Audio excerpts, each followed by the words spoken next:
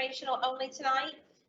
We'll go ahead and get started. My name is Christy Chesser, and I've been here, and y'all have known me in the past as your executive director here at Easton Park. And if you remember, if you've been with us for a few months, then you'll remember that I've taken another position with the company as a regional director for Texas, which means we've been searching for the past 8 months or so for someone to fill this role as executive director here at Easton Park. We have that person. So I'm going to make that introduction, but before I do that, I just wanted to welcome everyone to our second quarter town hall, and thank you for coming out on this holiday week. I know school just let out and it's hot, and I just appreciate y'all coming in person, and for everyone that's making time at home to listen in. We did have about close to 50 people RSVP, and so I just want to remind everybody, just because you didn't RSVP doesn't mean you have to sit it out. You can always jump down at the last minute, so spread that amongst your friends at home too. I'll make some quick introductions, and then I'm going to let Tiffany take over. So we can go to the next slide, Ms. Sochi. There we go. Okay, so we have with us members of our development team, and who will also serve as board members as well. Brad Shelton, who's the division president for properties. He's not with us tonight, but I always like to recognize him, as well as Matt Chase, our vice president of community associations. He also serves on the board of directors for the association's president. And then Matt McCafferty, our senior director of land, who also serves on the board of directors.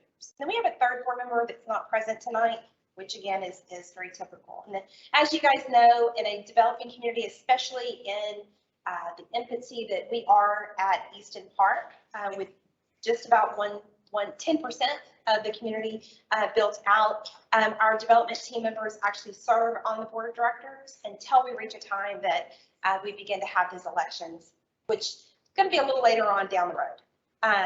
So with that, I also want to make some introductions to the community life team. And these are the folks that are here every day, just to ensure that we keep this beautiful community and these facilities up and running and accessible for you guys. And it literally takes all these smiling faces. And we'll start with Susan, Nick, and Allison, if you can find their faces. They are our ambassadors, and I just want to remind everyone they are here 7 days a week. Including that, well, of course it includes the weekends, right? That's the 6th and 7th day.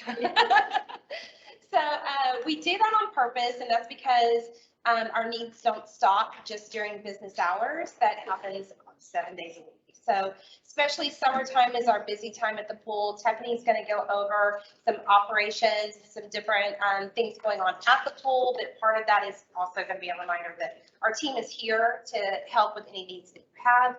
Our other team members here, we've got Liza up here. She's our director of community operations. We've got Marlene, community engagement coordinator. Paul, who is our director of community engagement. We'll give him a chance to update us a little bit later on. And with that, I do want to introduce Tiffany Davis, our new executive director.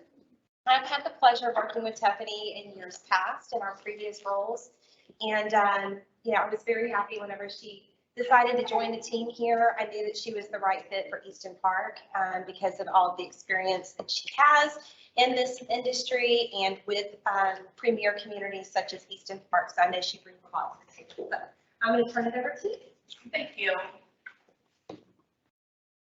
Hello, everyone. Thank you for joining tonight. I do want to go ahead and kind of go over what tonight's agenda is. We do have some additional business that we're going to take care of for our annual meetings. And then we're going to get right back into the town hall. We're going to do master, and then we will do our town hall. And then after that, we will do it for the condo association. So if we can go ahead and go into the next slide, Sochi. We're going to go ahead and call the meeting to order for our annual meeting for the Easton Park Master Community. We'll call it to order at 6:38. We do have quorum, so we can go ahead and proceed with it. I do want to just kind of talk about where we stand as a master community with our operating balance. So we've got $203,000 in our bank account right now. And then in your reserve, you have $126,000. This is very high level. If you want to know a little bit more about the financials, they are available on the website. And those are posted on a monthly basis. And then I just wanted to kind of give a little bit of information as to where we are right now with the number of homes that are actually in the master plan. We've got 1,357 as of right now. So with that, we do not have any additional business to take care of inside the annual meeting. So I'm going to go ahead and adjourn the meeting at 6:39. And so now we'll be able to go into our town hall presentation. Wanted to talk a little bit from a town hall with the town hall, just about community life and just kind of give some updates. We've had a hot topic lately about the pool, and that has been from the new rule of the no alcohol to the overcrowding and just the overall maintenance of the pool. So I wanted to just kind of talk about some of the feedback and the comments and things like that that we have received, and just kind of address that of what the community life team has done and is doing, and then what you can do as a community to also kind of help with those. And then to just kind of talk about some of the comments that have been made, like with the murky water and what causes things like that. So let's talk about the murky water or the cloudiness. What causes that is high bather load. And high bather load, that is the number of people, the bodies that are actually in the pool. It doesn't necessarily mean all at once. That is just in and out of the time period from the time that it is serviced. So with the high bather load, and then also with the high levels of debris does not only mean the trash that may be blowing around or that is left out. That is also from like the lotions and the oils and the detergents and things like that that are on our clothes and then on our body that we're getting into the pool also. And also just, something to be mindful of is just making sure that we're wearing like bathing suits that have been washed in between our visits to the pool or to the lakes, to the rivers, things like that. And then also making sure that we're taking the bathroom breaks in between and that we're getting out of the pool and making sure that everybody is doing what they need to do in the pool to just keep those chemicals the way that we need to. So some of the things that the community life team has been doing is we work with a third-party vendor that actually does all of your maintenance, your cleaning, and your repairs for your pool. We've had members of the team actually visit the pool at different hours to evaluate the feedback and the comments that we're getting from everybody. Your feedback and your comments, we take that very serious, and we definitely want to address everything that's coming to us. So we wanted to kind of evaluate where it is. We hear a lot that the pool is overcrowded and the pool itself has not hit capacity. What that means is actually the number of people that are actually allowed in the pool. Now, do we have a lot of people in the pool area? Yes, we do, which is great. We want everybody to enjoy the pool. With that, we do understand that with having a lot of people in the pool area, there may be a need for some more pool furniture.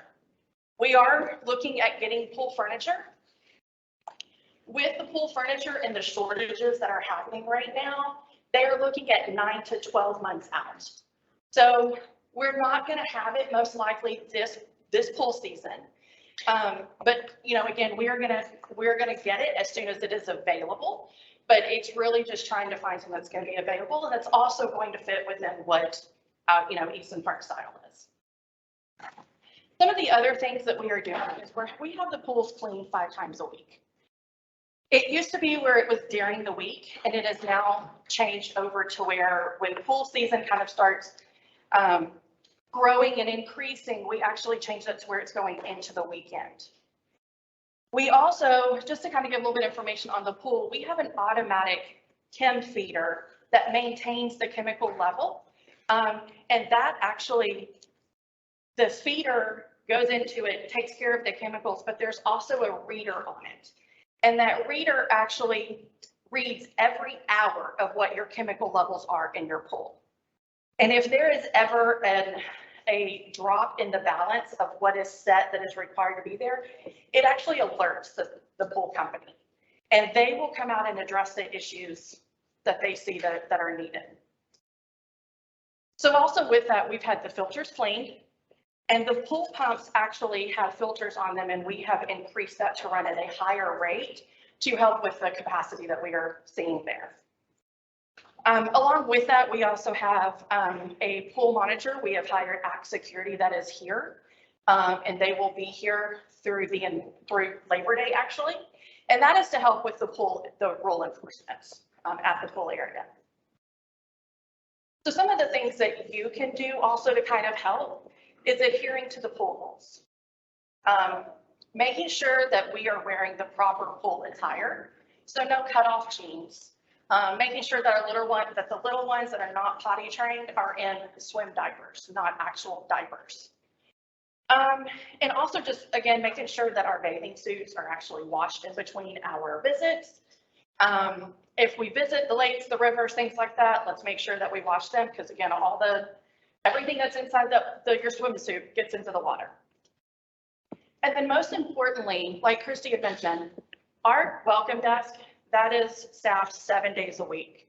So if you ever notice something at the pool, if you've got any concerns, feedback, please visit the desk and give that information. If somebody is not at the desk, you can always call the phone number or you can email, at our email address. We'll make sure that you have that information. So we can definitely address it. It is very important that we get that information immediately so we can address it. So the next thing that I want to talk about is the community enhancement fee. This is a fee that's not going to really affect you right now, and it's not going to affect the resale. It's going to affect future resales. We just wanted to address this to let you know that this fee is changing.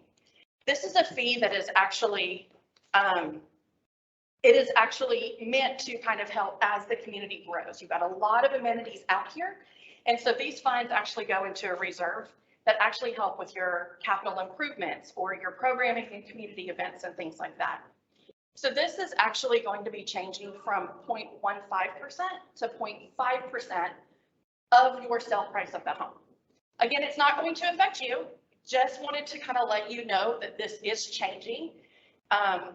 Again, it's not going to affect you. If you've got any additional questions about that, I'm happy to kind of address that after the meeting.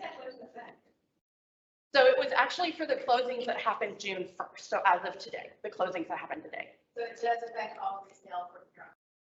So for you that are living here now, your next resale, it will not affect. It will affect their resale because when you purchased, it was actually at the 0.15%. No, I'm talking about anyone that lists their home tomorrow, goes under contract, that community enhancement. No.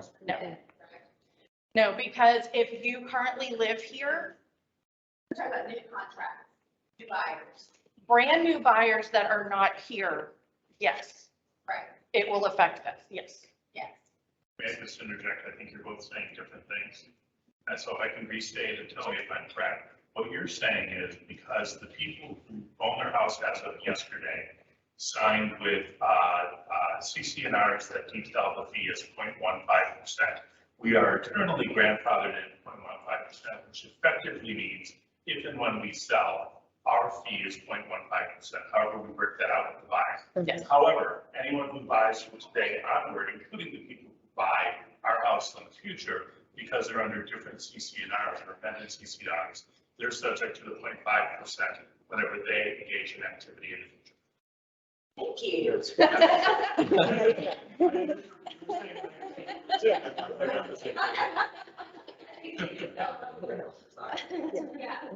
Sorry to be pushy, but. No, thank you, thank you, thank you. Beautifully put. So the next thing on our list is the Pulse survey. So those of you that have been here last year, y'all probably remember taking the livability survey.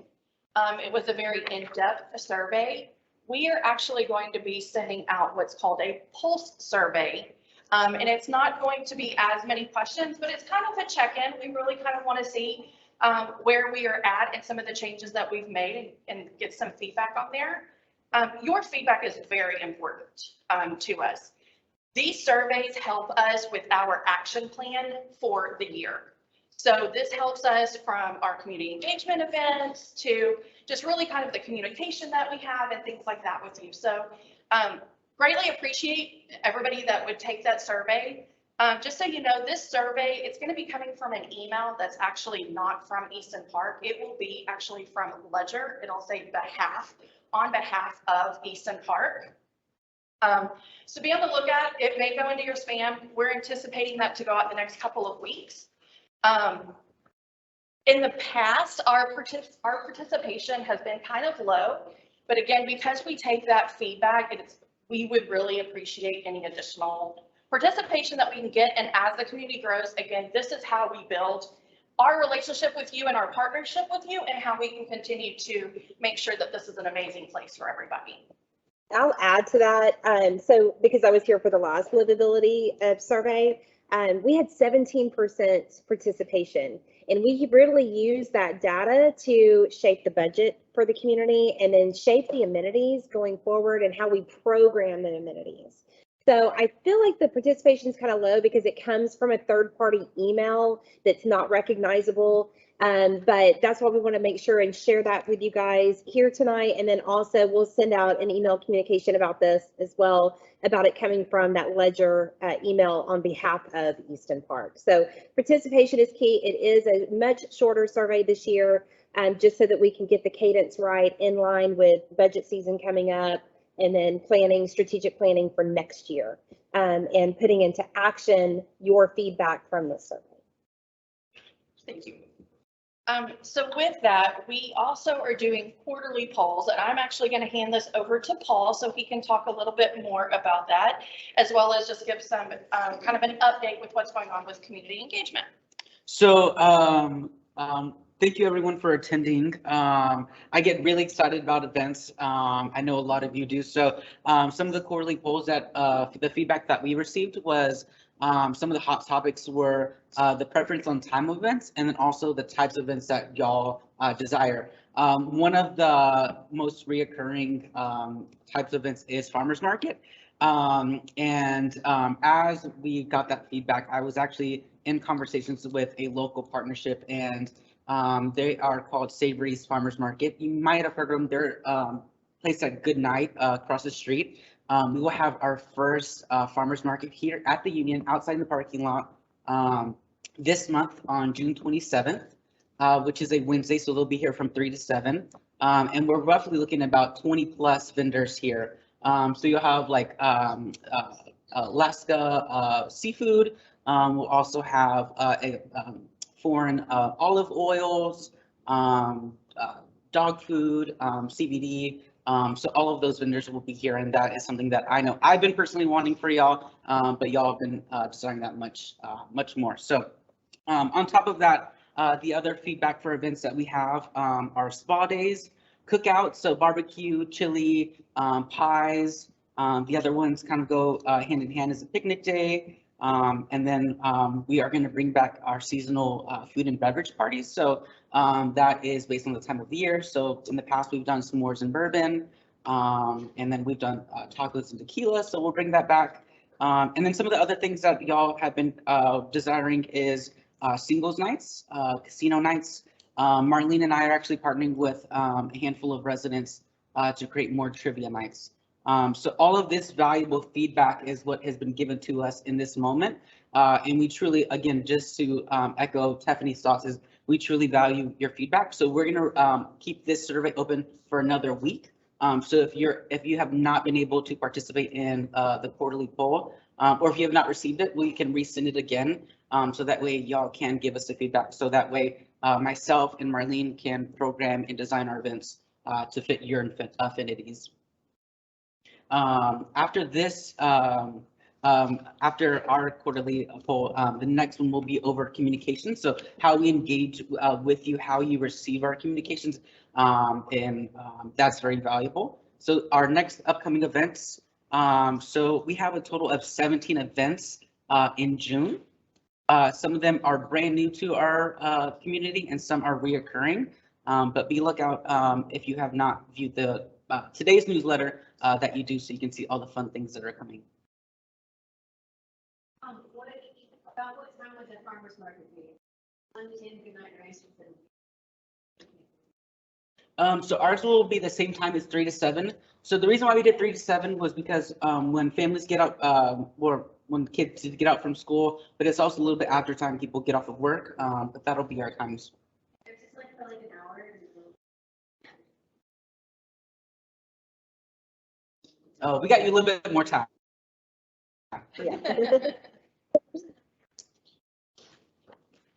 Okay, so I think that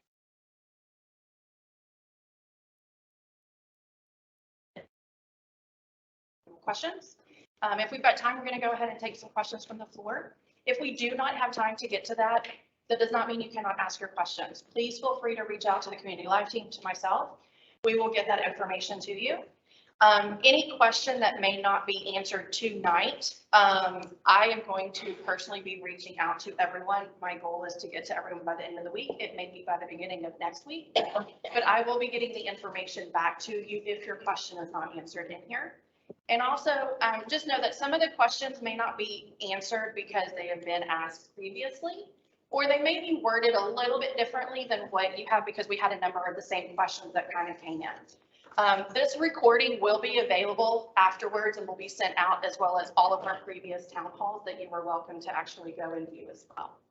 So with that, I'm going to go ahead and go into the development update if we've got anything, or if we want to get into the questions. Matt? Yeah, so I lack a lot of pretty pictures this time. I'll work on that for next time. So this, the previous slide that said development update is the slide.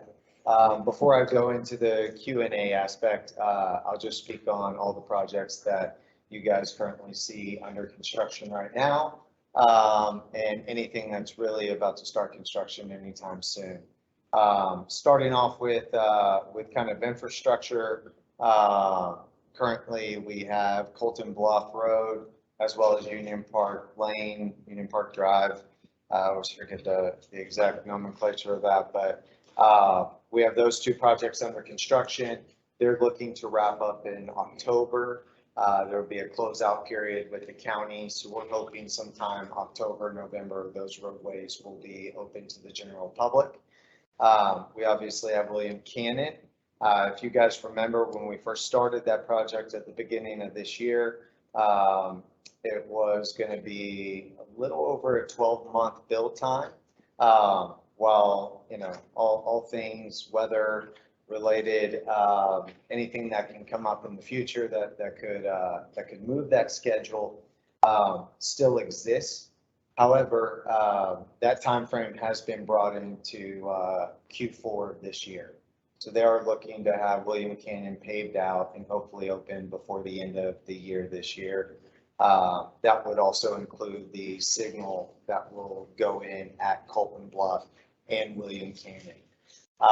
As far as boring projects, but you might see machinery out there. There are some wastewater lines that are being run to the north of William Cannon, closer to 183.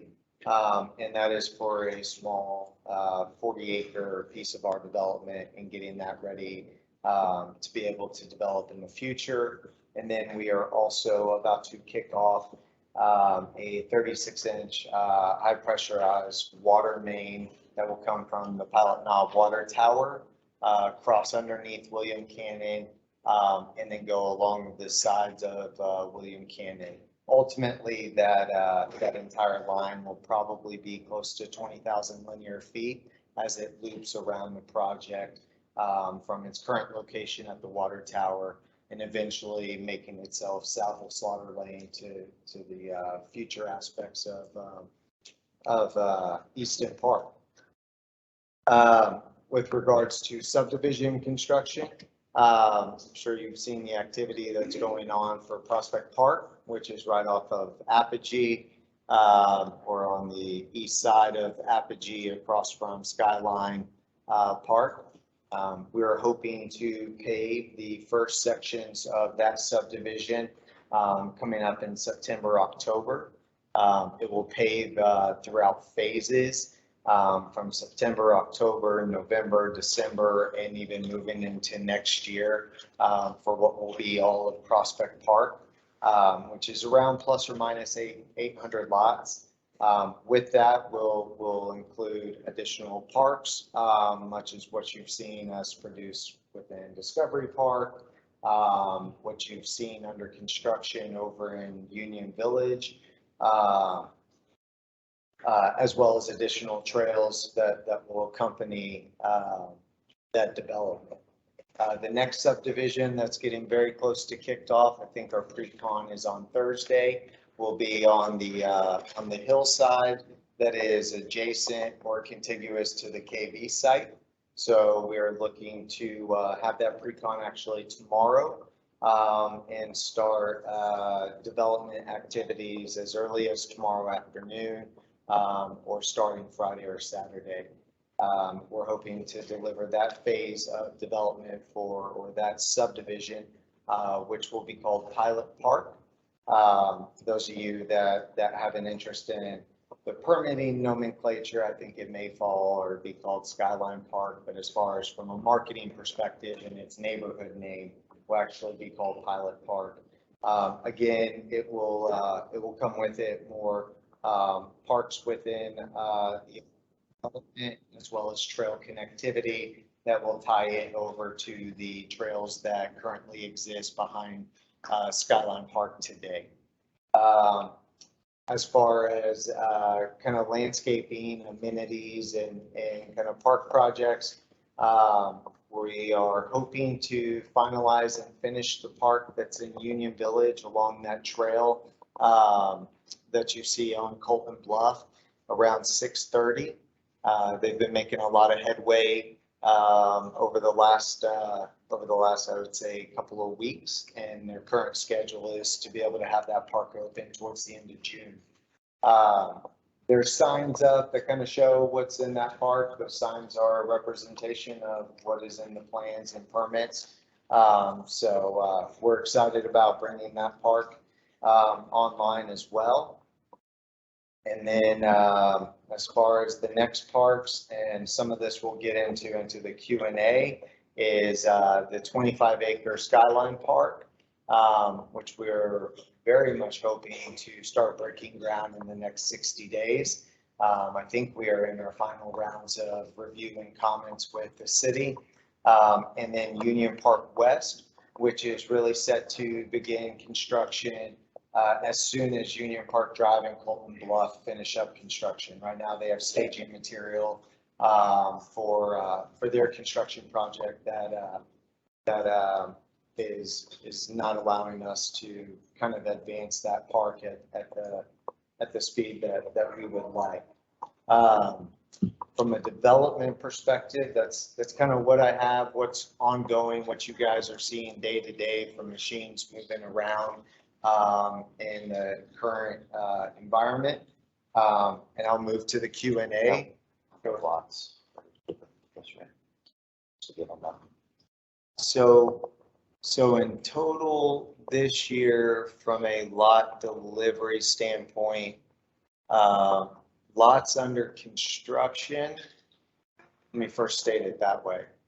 Lots under construction from permits that we will achieve. We are hoping to be around 12 to 1,300 lots under construction.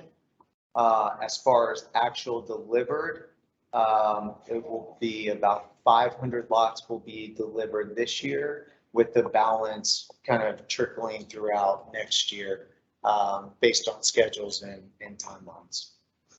So what is that? So total lots in the whole, do you have a number for that?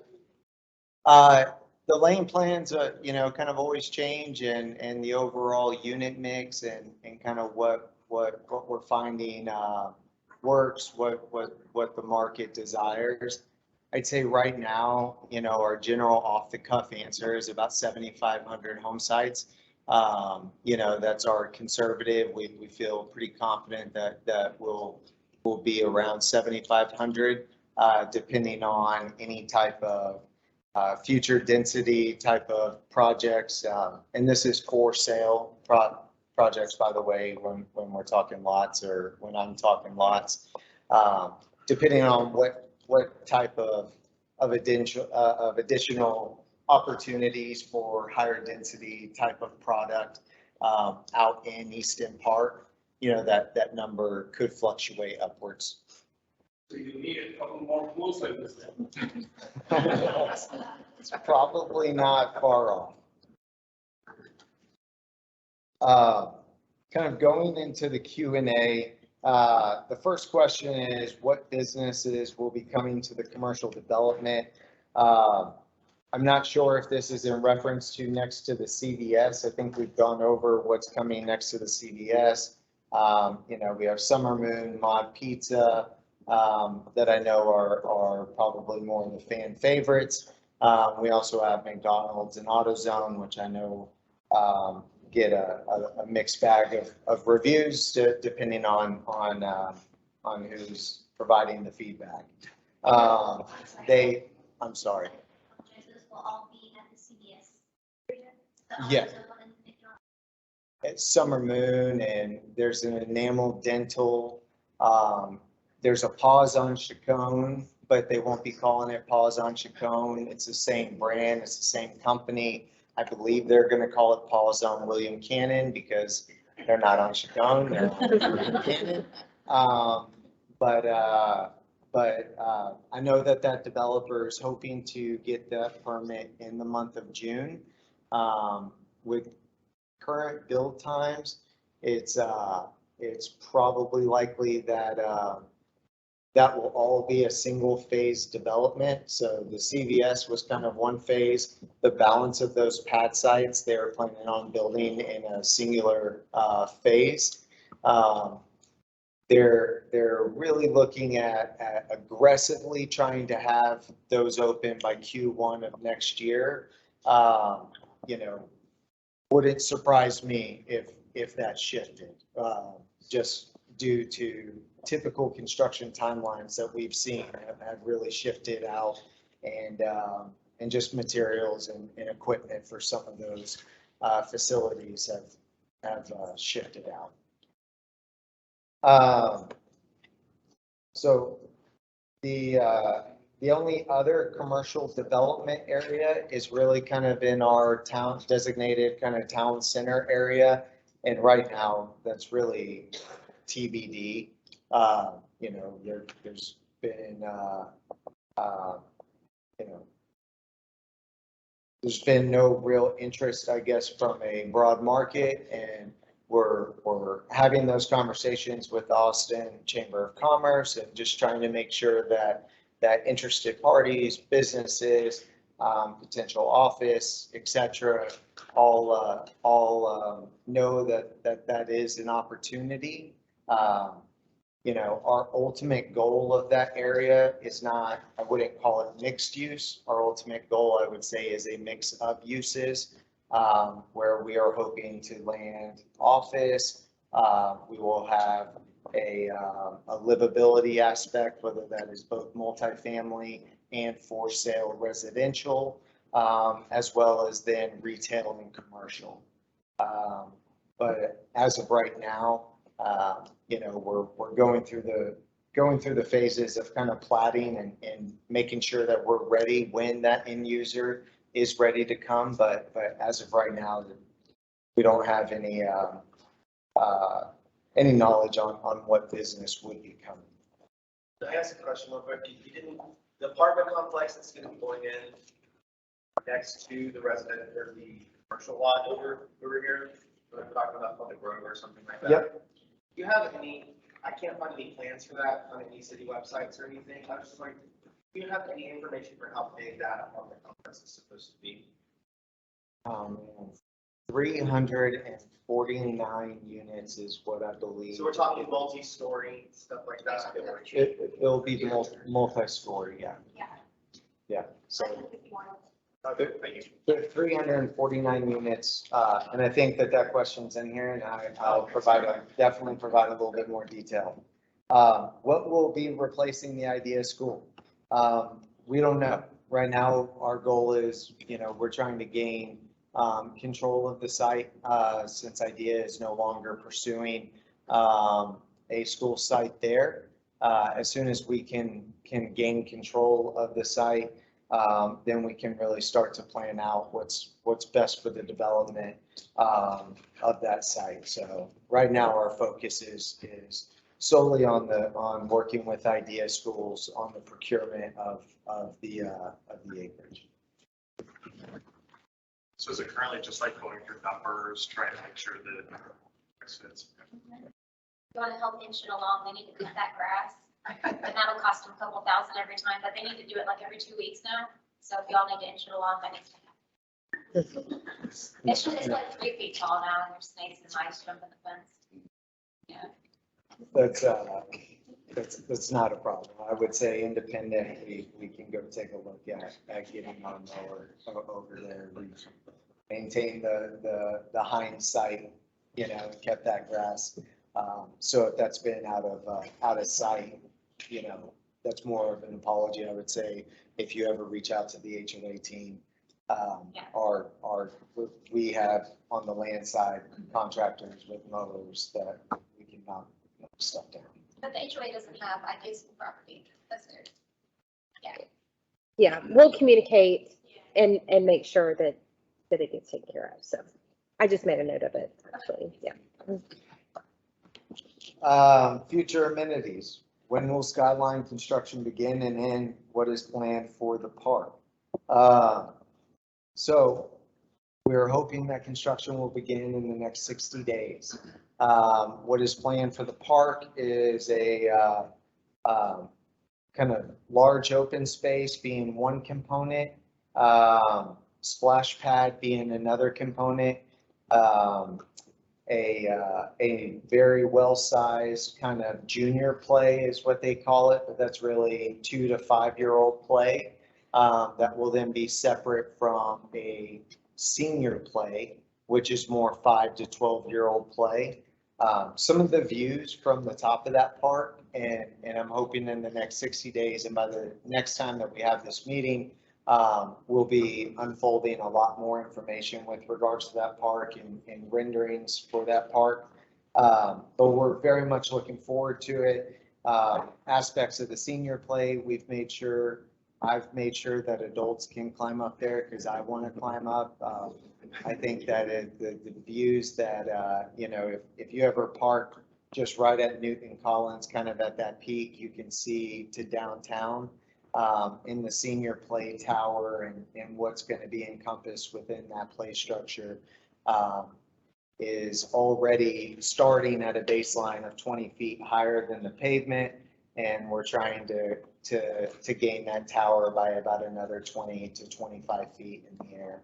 So we're really hoping it's going to be a fun opportunity for adults to do a one-time probably climb up, but for children to really not just enjoy climbing up, sliding down, but the view over the community and surrounding Austin in totality.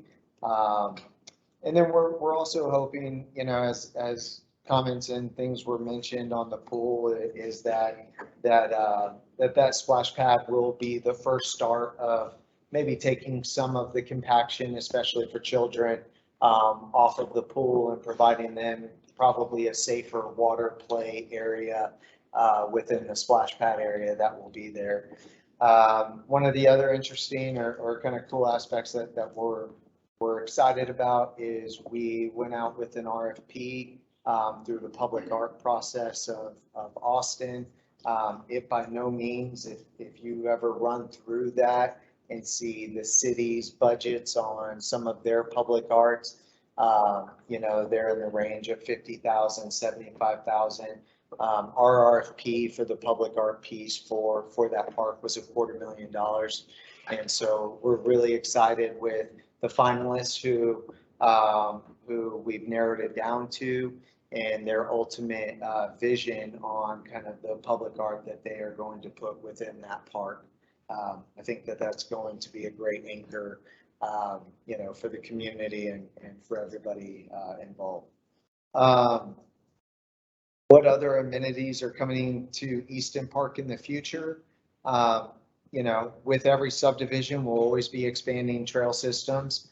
With every subdivision, we'll always be introducing new pocket parks. Our pocket parks you know, will hopefully, with as creative as we can be, always differentiate themselves. For instance, if you were to drive into Union Village and look at the sign of that park, it's very different than the park that's at Discovery Park. The park that's going in at Union Park West will be very different than the parks that are going in Union Village and Discovery Park.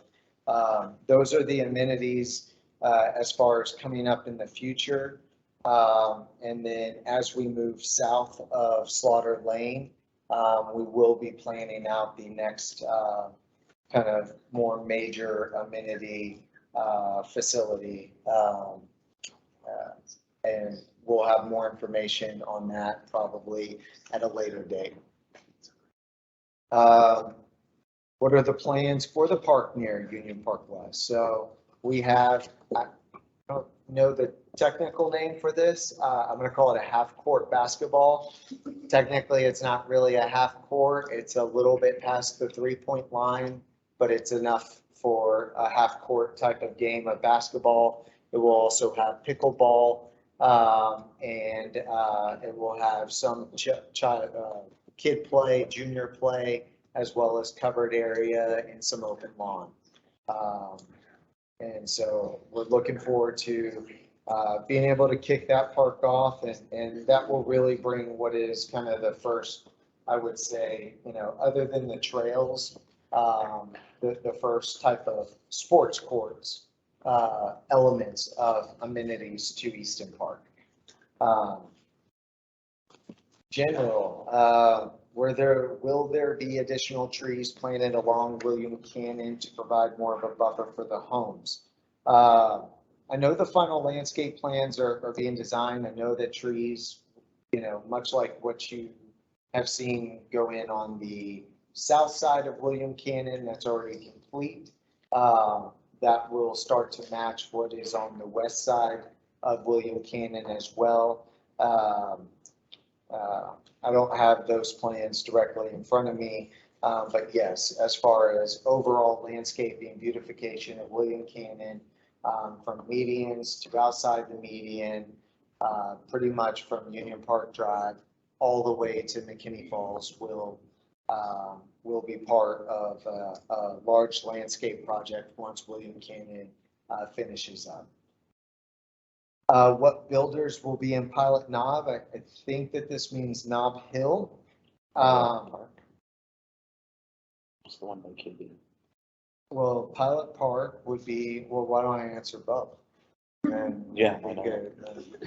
We'll just combine both. Okay, so Pilot Park is currently set to be all Brookfield. That is the subdivision. It would be 300 home sites that will be over next to KB. Pilot Knob, which I think might be referencing Knob Hill, is the addition of the final last 5 lots once we decommission that lift station. And that will be Homes by Avi, Pacesetter, and Brookfield. I believe Homes by Avi will have 1 lot, Pacesetter will have 2 lots, and Brookfield will have 2 lots, which will finish up the Knob Hill development from a single family perspective. Lighting, any update on traffic signals coming to William Cannon and Colton Bluff? Yes, we are looking at that being in the timing. We have the permit. I know that we're in the procurement, as I mentioned last time, of the actual poles. We're hoping that those will be going and being installed at the time of William Cannon's completion. So we're looking at hopefully sometime in early Q4 for those to go up.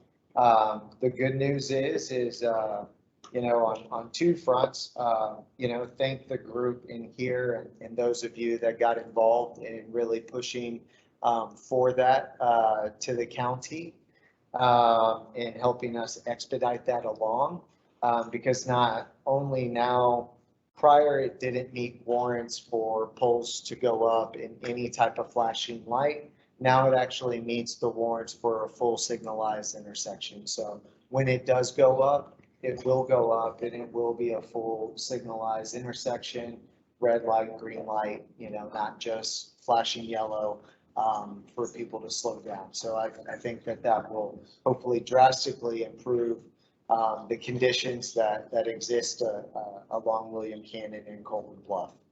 That was one of my questions, thank you. I think you are mentioning Q4 for the signals. We are in the meanwhile, can we have like the stop signals because it's close to nice management. The code is last with this plan. Can we have like stop signs in the run up to the actual flashing thing? Let me check with Travis County. Just due to the type of roadway that is, and due to the speed of that roadway, you typically do not find stop signs along some of those major arterial roads throughout William Cannon, whether that's here or if you were to take William Cannon all the way west, similar to Slaughter.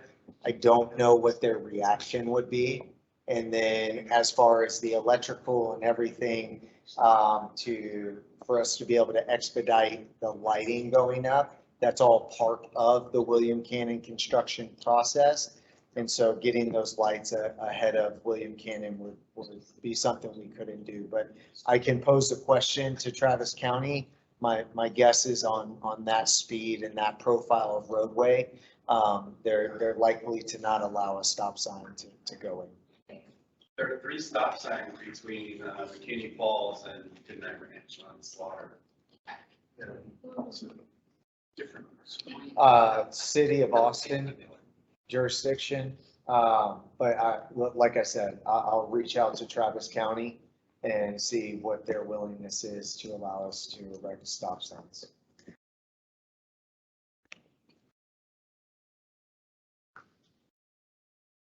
Multifamily, so I think to the guy in the back. When will construction begin and what is projected completion opening date for the multifamily site between Union Park West and the Union Retreat at Easton Park? So I know that they are hoping for a permit in Q4 of this year. If anybody has paid attention to Ariza under development, you know, or even our single family homes, which used to take 5 to 6 months and now take 12 to 14 months. As far as when they're open, I would say the earliest would be 2024 and probably mid to late 2024, unless there is a major shift in labor and supply chain. But their goal is to start development in Q4 or have their permit in Q4 of this year.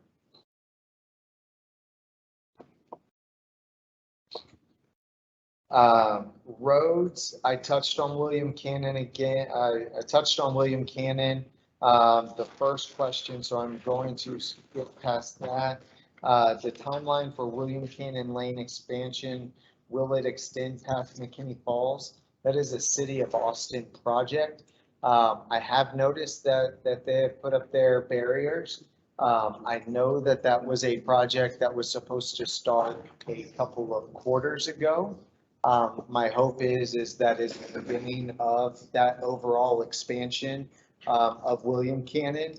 But I haven't checked in with the city on that. And so I would be lying to anyone in this room if I knew exactly why the barriers were up and if they have actually commenced construction of that project. But that is something that we can jot down. And our team can reach out to folks over at the City of Austin and see. What is the timeline for Union Park Drive and Colton Bluff? I would tell you Union Park Drive is a little ahead of Colton Bluff, but it doesn't nobody any good. The roads tee into one another. So the reality is again, we're hoping for an October completion and a November opening. What is the timeline of completion for the Slaughter East improvements? So that is one that we are working. I'm guessing we are talking about Slaughter Lane expansion from where it currently dead ends at Thaxton Road and will ultimately extend to 183. We are diligently pushing with the county and the city. You know, I'd like to tell you that we may be able to start construction as early as the next 60 to 90 days. It also wouldn't surprise me if that slipped by the next 6 months. Just so everybody kind of knows that the county and the city occasionally work well together and occasionally do not work well together. The roadway is in 100% design with Travis County, meaning it's pretty much 100% ready to go. However, the city of Austin is lagging in their aspect of it. And so we're trying to work with both municipalities to maybe allow us to get started early on some of the initial grading and cutting of the roadway while they finish up their kind of comments with one another. And as far as completion of that, once we can really get going, because we will be building that in one fail shot, unlike what those of you who have lived in Easton Park for years, how you witnessed William Cannon built in multi-phases. We will be building that in one shot, and so that's likely to be a 15 to an 18-month build. I think it's about somewhere between 12 to 14,000 linear feet of roadway. Trails, is there a plan for a trail road to go under William Cannon Bridge? Yes, our landscape architect is working with our civil engineer on getting that approved so that by the time that William Cannon is done, or hopefully shortly thereafter, we will be under construction with that trail connectivity that will give the residents of both Bryant Park and Nob Hill the opportunity to take what is probably a much safer route underneath and bypassing William Cannon. Will the hiking and biking trail along the west side of Skyline be extended? What is the timeline for completion of the trail? The timeline is really going to be based upon our delivery of subdivisions and market demand. With every subdivision we bring on, we will extend the next extension of the trail system. So as far as the completion of the overall trail, I really couldn't give you that. As far as to the west side, the trail is set to have an underpass and connectivity under Slaughter Lane, much like it will have under William Cannon, as well as then the sooner trail connection would be to Pilot Park or the community that's going to be up on the hill next to KB. And that was the end of the questions that I had.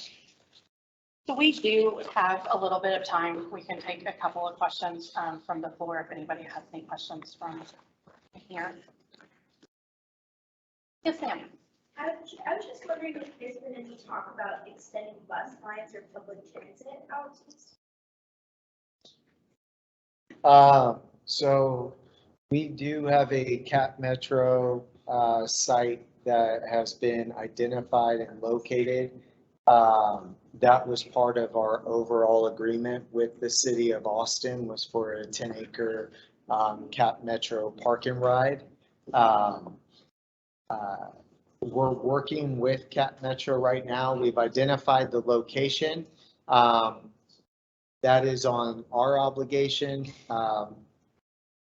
There was no obligation by them to then have to provide or execute on top of that. So we're trying to work with Cap Metro to better understand the timing of when that could potentially become a park and ride or a rapid transit center, or some of the other ideas that are currently going around the city of Austin. Where's that site? It will be located off of Slaughter Lane, just on the south side of Slaughter as you get closer to 183. Yes. your code enforcement guy goes around doing gravel, delivery, any enforcement on expired vehicle registration. There are numerous vehicles here who have expired tags dating back to at least 2020, not earlier. There's actually I suspect a staff member here who has a car that's got an expired tag from 2020 on the parking lot. You can see it constantly. And with that, vagrancy. With the expansion, especially the Cat Metro, will there be anything to deal with vagrancy? We did have a homeless guy parked here over Memorial Day weekend. He fortunately didn't move along, but that's just a concern going forward. So are we talking about parking just throughout the community, or are we talking specifically in the condo community? With the streets being public, correct, there are certain requirements that we have to meet. We have to reach out to Travis County for certain enforcements, but Yes, and I work with Travis County, and so they've gone, and there's plenty of them that are parked on private areas. Once it's on a private road, they can't do anything. It's on the property owner to get it towed. So it's kind of who does what at that point. Now, if it's on a public, perfect, they can hit it. They've done a few of that. They've looked tags, had it towed. So, yes. okay. So with that, I would like to speak with you afterwards, get a little bit more details as to the location. And so that way we can get a little bit more Because you'll information. put a tag on at least one of the cars. It's not like, oh, this has been here long enough that might just put a use sign on it and sell it.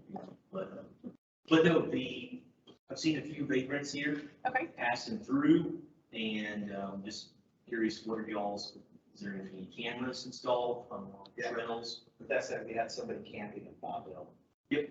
So anytime that we run into a situation like that, if you identify that, you may think that there is, somebody that is, somebody that's sleeping in the park that does not belong there, please reach out to Travis County immediately. Let them come out. They can definitely kind of identify, ask questions and things like that, and then notify us. Because we're not here 24 hours, we do have, the police that are actually around that can handle that, and then contact us and let us know for sure. I didn't know if y'all had any security systems here, any cameras, because there was some construction teams that were parked out here. They're like sand peak, what are those guys from Star Wars? Like y'all was, they're easily startled, so they ran off. Yeah. And so anyway, they ran off, but there's any cameras I can see here that can Travis County can use license plate readers or anything like that, so. Absolutely. So like I said, if you reach out to Travis County and notify them and then contact us, and if they are in areas that we have the ability to be able to get any additional information, we absolutely will work with Travis County to make sure that we address. Cameras or anything? We do in certain areas, Okay. but not knowing exactly what the location is throughout the entire community and things like that. Like I said, I can definitely work with you on that outside of this to look at specific areas. Sure. I just have a quick question. I moved in a few weeks ago, but still kind of. Well, welcome. Thank you so much. I'm a little bit confused about whether or not we're considered part of the city of Austin here. I tried to get a library card that I gave. I'm not. So I know it's all very new, but I'm Yes. not sure how that. McCafferty can answer that. Okay. Yeah, so, library card. So me and my wife and my kids lived out here. We are in the limited purpose jurisdiction out here. However, there is a process to get a library card.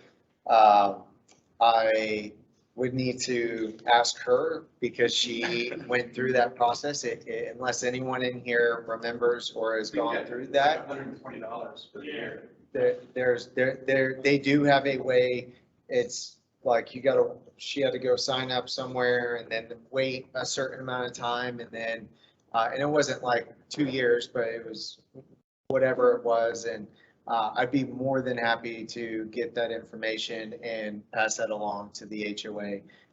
Because I do know that there is a way to get access to the City of Austin Library and to get a library card. They do make it a little bit more cumbersome than if we were in full purpose jurisdiction. But there is a way to do that, and I'd be happy to. No, I had a recent incident on this library card. I have a full-fledged library card from North Austin, used to live in Spicewood. So recently I went to change the library card address.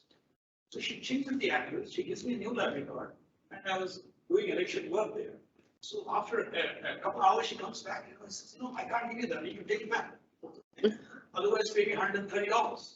She goes, no way, I'm paying it. She took it back.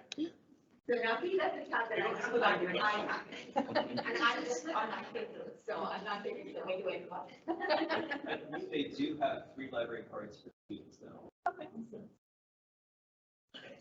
Can we eventually be part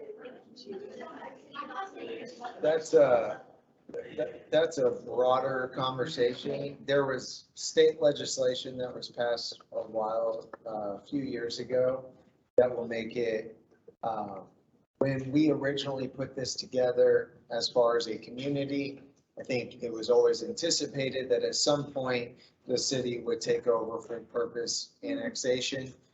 Cities through the state legislature a few years ago have had that power stripped away from them. I mean, the amount of votes that they need by an entire community, it's nearly impossible that any city will ever be able to annex communities in the way in which they used to do so. Yes, ma'am. I appreciate you bringing up the pool as one of the first topics, but I'm so confused about the drinking at the pool. My first summer here, so I don't know what happened. But drinks are allowed in your other area, so you can, like, what's the logic behind not being able to have drinks at your lawn chair versus at other chairs in the area? And then what is the, like, role of your security guy? Because I was there this past weekend, you didn't really seem to be doing much of. Yeah, if you're a pretty young girl in the morning time, just don't even care what you do. Yeah, so I'm just confused as to like what he's supposed to be doing. And then I did see him go talk to one group, but then nothing really changed. Like, they didn't stop drinking, they didn't leave, he talked to them. And then like his way out, he went down the field and drank and joined it. Yeah, so it's just, I don't really understand. So I'm going to answer that since I was here last summer and then I've been supporting Tiffany through these changes. And just so I'm understanding, you said that it appeared, what was, you said he got a drink himself? It's just, so he went and joined a bunch of young people. I mean, he saw him too. Not the only witness. Little party fight, and if you're a 20-something-year-old female, you can stay in that pool and just pee all day long, and he ain't gonna do a dang thing about it. Okay. Well, you won't see them this weekend. Exactly. Yeah. So thank y'all, because we didn't know that, and you won't see that guy again. So real quick, let me first address the question about what brought us to the point of no alcohol this summer. Last summer, high attendance at the pool again with no ban on alcohol. We had a lot of open drinking, and there were some incidences at the pool that were unsafe for the person drinking and then the other people at the pool that were trying to enjoy the space, including a child who was accidentally pushed into a pool by someone who was overserved at the pool. There were some other altercations that happened, verbal, one that even got slightly physical. And these were all documented incidences, knowing that our community is growing and we're still waiting on other amenities to be constructed. We had to make the decision this year to prioritize the safety, and so that we put the ban on the alcohol in place inside the pool area. So that's where it can be enforced. We still have events here that are approved, by the community. So we will, under very certain circumstances still have events where we'll provide an opportunity for BYOB or for a bar to be here. But those are community events that are monitored during that consumption, and they're not in the pool gates where it can be, drinking in the sun is, you know what happens. So hold on one second. I'm going to finish answering that question, then I'll get to yours. So made that decision for this year. How are we going to enforce that, right? There has to be somebody there. So we had it in the budget to have a pool monitor, and we engaged with a third party in order to provide for that. Up until tonight, I thought that was going actually kind of well. And the feedback had been that it was going well, but probably those people were drinking. So, okay.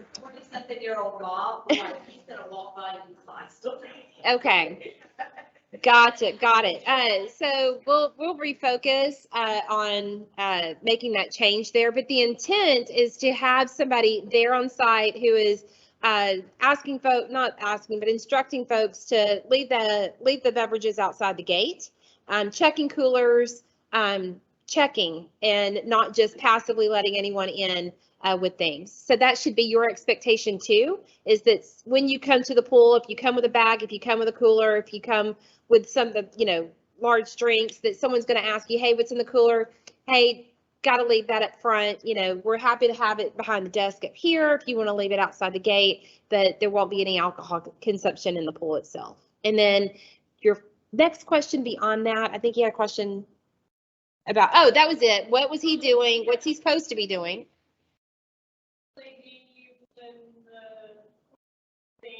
And be drinking there, and then go jump and get in the pool and cool off real quick, that's okay. The same people, it just, I don't know. So she's saying, if you come sit. We're allowing it out, right. And that was kind of our answer to kind of, because restricting something that's been allowed, quite frankly, is tough to do. We realize it's not fun now to say, hey, you were allowed to do this and you're not allowed to do that now. And so that was the answer to trying to ease us into this. But if it is also contributing to a problem, then we'll have to evaluate that and adjust accordingly. So, if anybody has any direct feedback about what is happening safety wise around the pool, if it's one of the, the security person that's supposed to be there, thank you for that information. We need to know that right in the moment. As soon as you know it, let us know, because we can't make any changes and adjust that and prioritize that safety if we're not aware. So now that we are aware, we can change that information. And if you think that there are some incidences, people drinking outside the pool gate that's contributing to an unsafe situation inside the pool gate, please come to us with that information, with very specific information, so that we can make changes there too. So we're going to go ahead and wrap it up. If anybody has any additional questions, please definitely reach out to me. We'll be here after this too. We're happy to continue to talk after this. Yeah, we actually have another annual meeting for the condos that we need to do as well. So I appreciate everybody coming tonight. I appreciate the opportunity to be a part of Easton Park and the team with everybody here. So if those that are part of the condo, yes. Before you say that, this meeting's literally going to take 30 seconds. So if everybody could just stay seated. We have people on the call that will not be able to hear if we have a whole bunch of people walking around talking, stuff like that. So if everybody could just be quiet for 30 seconds, I really appreciate it. So go ahead and go. Perfect. So I'm gonna go ahead and call the meeting to order for our EP residential condos. Which is also Union Park East, just as y'all know it. This is Union Park East, yes. So I'm gonna call it at 7:42. We do have quorum. Just a quick management report, just kind of like I did in the master, the operating account, we have $1,887 in it. The reserve has $4,800. Total units right now in the UPE, we actually have 201. So with that, I'm going to go ahead and adjourn the meeting now at 7:43. Thank you for that, everybody. The condos is just right over here. Yes, it's called Union Park. And those financials are also available on the community website as well. So the master and the Union Park East financial sets are there. So, Thank you again for coming by. Those that I've not had the opportunity of speaking with, please feel free to stop by the office, chat, grab me anytime you see me. Yes.